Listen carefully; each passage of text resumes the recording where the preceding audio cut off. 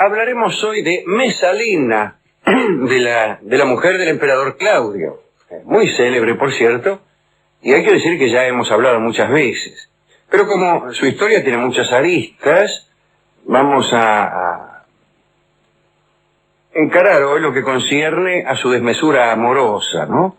Y eludiremos algunas intrigas famosas, como por ejemplo aquella que Mesalina mantuvo con Agripina, disputándose la sucesión del imperio, nada menos, ¿no? Como bien sabemos, Mesalina daba por segura la sucesión en su hijo británico. Británico era el hijo de ella con Claudio.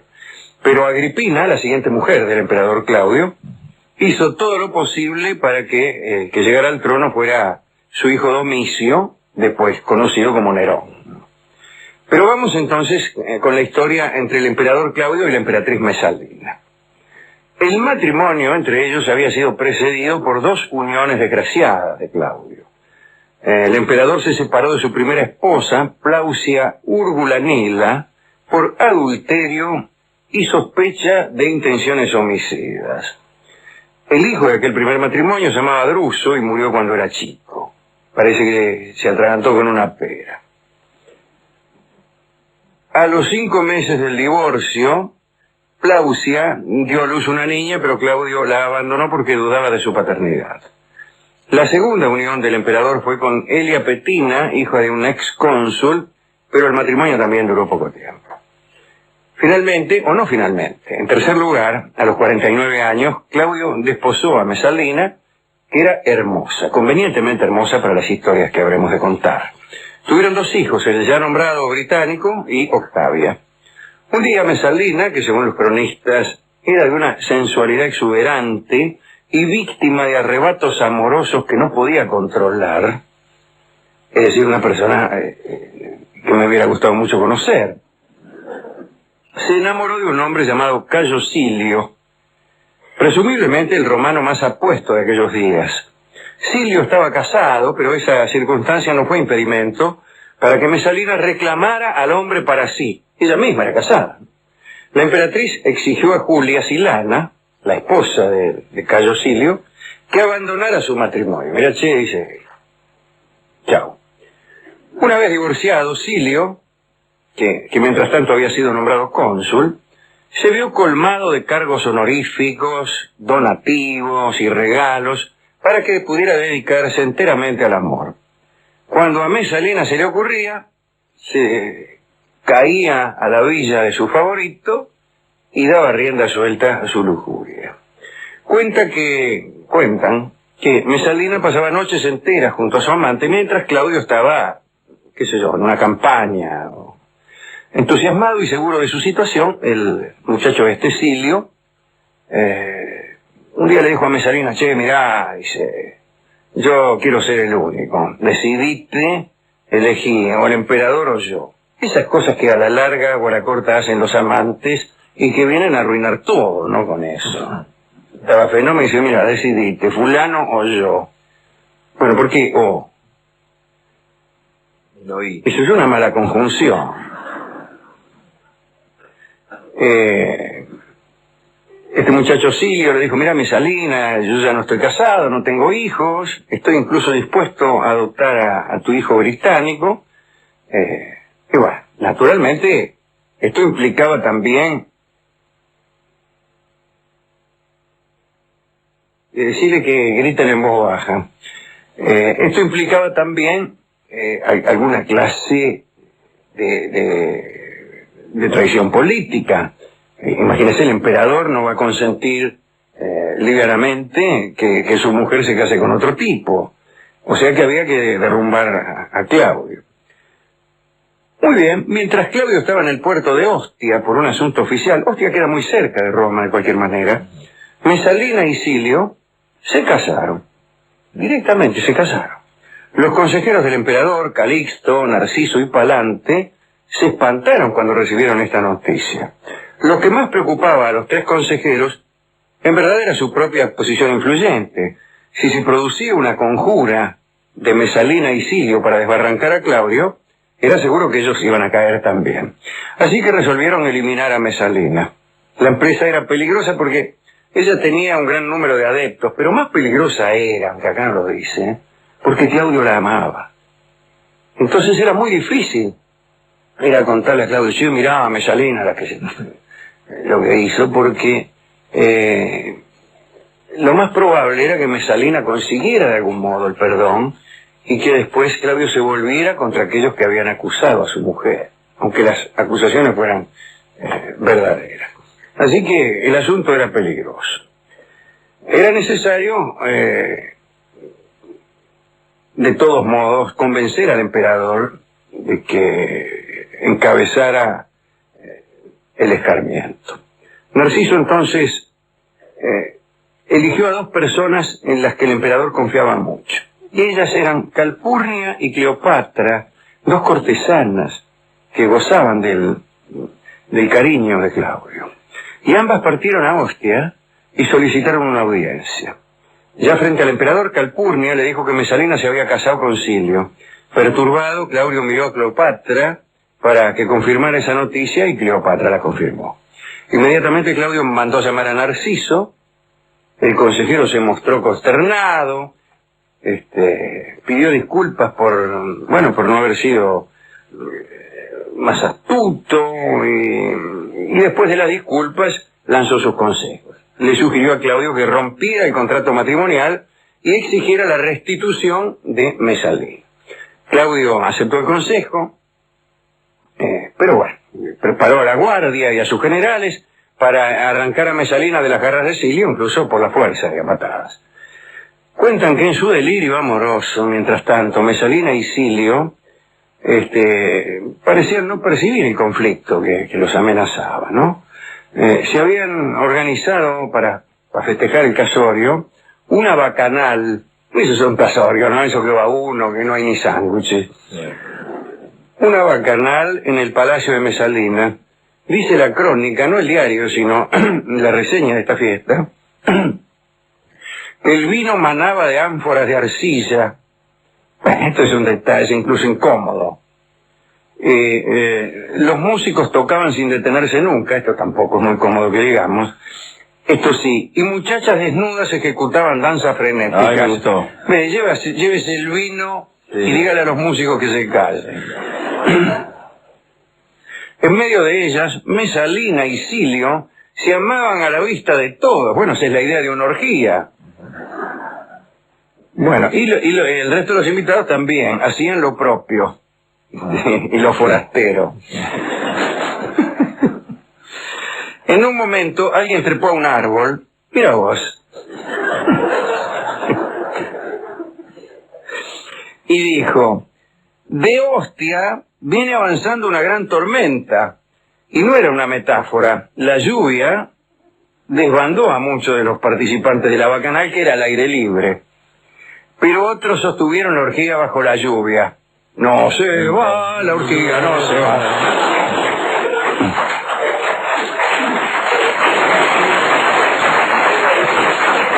Que llueva, sí. Y llueve, y Silio no se mueve. Duerme con la cueva. Sí. Pero lo que ocurre es que de Ostia, además de la tormenta, provenían los centuriones del emperador Claudio. Dicen que los embriagados contertulios, a los que ya nada podía sorprenderlos, imagínense, estaban en una orgía, tuvieron que ser atados porque se obstinaban en continuar con su frenesí, aun después de la llegada de la policía, ¿no? De los soldados, de los centuriones. Mesalina y Silio lograron escapar. Silio buscó refugio en el foro y Mesalina se subió a un carro destinado al transporte de basura. Quiso salvar su situación enfrentando al emperador y entonces puso rumbo a Ostia para pedir clemencia a Claudio. Mientras tanto, Claudio corría en su carro en dirección a Roma. Lo acompañaban varios de sus ayudantes. De pronto se encontró justamente con Mesalina, que venía para encontrarlo. El emperador no reaccionó. Narciso, uno de los ayudantes de Claudio, le dijo que era acusada de ultraje. No importa. Sacó incluso un papel donde tenía anotados todos los adulterios de Mesalina, parece que era un rollo interminable. Y los leyó todos, debió ser una escena de lo más aburrida, porque nuestros amantes, convertidos en nombres de una lista, no se diferencian mucho de la guía telefónica. Claro, no varía mucho. Qué horrible es eso, es absolutamente deprimente hacer una lista de las personas que nos han amado o que han tenido alguna clase de entrevero con nosotros. Porque la lista carece de toda emoción. Imagínense, una dama tuvo centenares de amantes, unas cosas que venían los vecinos a ver qué pasaba, y hace una lista y después la lee. Y lee de Robertis Armando. Incluso con el apellido delante. Peor. Un amante parece mucho peor, desaparece toda intimidad. El orden alfabético. Rabuffetti Adriana. Una mina. Nada, pero suponete que yo lea Rabuffetti Adriana. Sí. Y primero el apellido. El apellido es toda una consternación. La verdad es que a veces uno ni siquiera conoce el apellido de sus amantes. Porque no lo pregunta de entrada y después de algunos meses de relación ya resulta vergonzoso preguntarle el apellido, y más en cierta situación. Imagínense, uno está ahí, qué sé yo, amando, por decirlo así, y me dice, che, ¿cuál era tu apellido? Y más si la mina se llama Rabuffetti. La contestación Rabuffetti da por terminada cualquier situación erótica. ¿Cómo es tu apellido, Rabuffetti? Bueno, vestite. Bueno, el caso es que Narciso, el ayudante de Claudio, le leyó a Mesalina la lista de sus adulterios. Incluso tenía hechos y fechas. Eso es peor. Los hechos está bien, pero la fecha. Narciso fustigó a los caballos y la emperatriz quedó atrás. Esto de fustigó a los caballos es un gesto literario absolutamente superfluo. Bueno, el caso es que Claudio no la perdonó, siguió adelante. Después aparecieron incluso los hijos a pedirle, Británico y Octavia, a pedirle por Mesalina, pero bueno, no importa, no la perdonó. Llegaron Claudio y los acompañantes al cuartel de los pretorianos, a donde ya estaba Silio, porque lo habían encontrado en el foro y lo habían metido en cana. Silio no intentó siquiera justificarse. Claro, ¿qué le va a decir? Discúlpeme si me casé con su esposa y si para festejarlo organicé una bacanal y si a los efectos de dar un corte legal al asunto me proponía derrocarlo. Bien, habían atrapado a otros amantes que Mesalina veía ocasionalmente y fueron todos condenados a muerte, Ticio Próculo, que era guardia de honor de Mesalina, el senador Junco Virgiliano, que era director de la Escuela de Gladiadores, Sulpicio Rufo, Decrio Calpurniano, Besio Valens, Pomponio Urbico y Sanfeio Trogo. Todos aceptaron su sentencia sin hacer objeciones. Solo 2 condenados aventuraron una tímida propuesta. Traulo Montano dijo que no le cabía culpa porque era lindo. Wow. Aseguró que Mesalina lo había usado una sola noche como objeto de placer y a la mañana siguiente lo había despedido, pero lo mataron igual. Y el actor Mnester trató de salvar su cabeza con argumentos similares. En realidad gritó que se había entregado a Mesalina obligado a latigazos. Dijo que la mina lo había citado a su presencia y que había pelado un rebenque y que bajo esa amenaza no tuvo más remedio que actuar según los deseos de la dama. Está muy bien, si a una dama lo llama, sí, y amenazando con un rebenque, le dice, ámame, bueno, ¿qué más remedio? ¿Qué va a hacer? Pero guardar el rebenque, dice. Claro, sí. El caso es que lo mataron también a ese, ¿no? Y lo mataron a latigazos, además. Estaba actuando, decía. Sí, solo un hombre llamado Cesonio escapó de la condena. En verdad iba a todas las orgías de Mesalina, pero mediante su comportamiento logró convencer a los jueces de que solo le gustaban los hombres. Mientras tanto, Mesalina se había refugiado en una villa de los jardines de Lúculo. No se animaba a volver a su palacio. Mientras tanto, Claudio, que estaba muy amargado, imagínese, eso que se había enterado de la mujer, no hacía más que entregarse a libaciones hasta perder la conciencia. Había llegado a la conclusión de que su esposa también debía ser castigada con la muerte.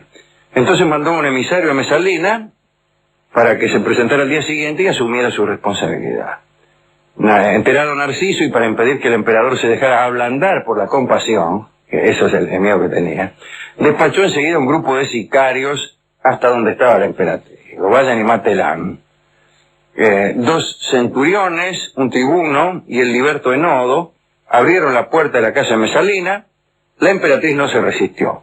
El tribuno tomó una espada, la acercó a la garganta de Mesalina, luego a su pecho, pero bueno, como vacilaba, uno lo empujó y ahí le saltó la espada en el corazón. Claudio estaba borracho cuando un mensajero se acercó al triclinio imperial, al silloncito ese, para informarle que su esposa estaba muerta. El emperador no dijo nada. Después pidió más vino y empezó a arrepentirse. No hemos contado aquí una de las más extraordinarias actividades de Mesalina antes de enamorarse de Silio, que era, según cuenta la leyenda, la de prostituirse cada noche en el barrio de la Suburra, donde estaban aquellas cárceles llamadas lenos, aquellos lugares donde las prostitutas recibían a sus clientes. Parece que Mesalina iba todas las noches y se ofrecía como una prostituta más, y se quedaba allí hasta el amanecer, y después se volvía lo más tranquila a su casa. Vaya a saber si será cierto, ¿no? Bueno, de todos modos, no es que uno dude de esto en consideración a las prendas morales de Mesalina, ¿no? Pero, ¿qué es eso?